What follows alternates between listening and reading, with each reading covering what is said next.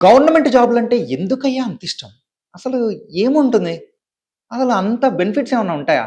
కానీ ఇప్పుడు నేను ఈ మాట ఎందుకు చెప్తున్నా అంటే, మన వాళ్ళందరూ కూడా గవర్నమెంట్ జాబ్‌లంటే ఎందుకు పడి చేస్తారో, ఇలాంటి కేసెస్ చూసినప్పుడే మనందరికి గూడా గవర్నమెంట్ జాబే కావాలనిపిస్తది. రీసెంట్‌గా మరి ఆర్&బి ఈఎన్‌సి అయిన చీఫ్ ఇంజినీర్ మోహన్ నాయక్ గారి ఇంట్లో ₹200,00,00,000 దొరకడం అండ్ ఆస్తులు మొత్తం విలువ చూసేటప్పటికి అందరికీ షాక్ అయిపోయింది. ఏంటి ఒక చీఫ్ ఇంజినీర్ ఇంట్లో ఇంత డబ్బులా? ఇంత లంచం వస్తుందా? అబ్బా!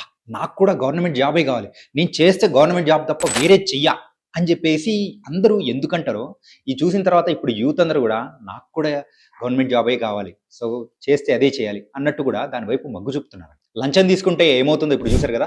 కాకపోతే లంచం తీసుకోకుండా నిజాయితీగా ఉంటే ఏమవుతుందో కూడా అందరూ తెలుసుకోవాలి. గైస్ ఒక్కటే చెప్తాను.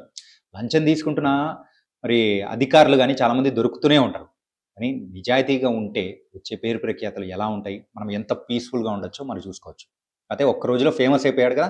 ఫేమస్ వరకు పక్కన పెట్టండి. కానీ తన లైఫే రిస్క్‌లో పడిపోయింది ఇప్పుడు.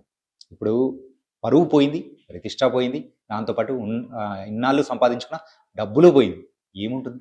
ఏమీ రాదు. కాబట్టి మనం న్యాయంగా ఏదైనా చేస్తే మనకుంటది.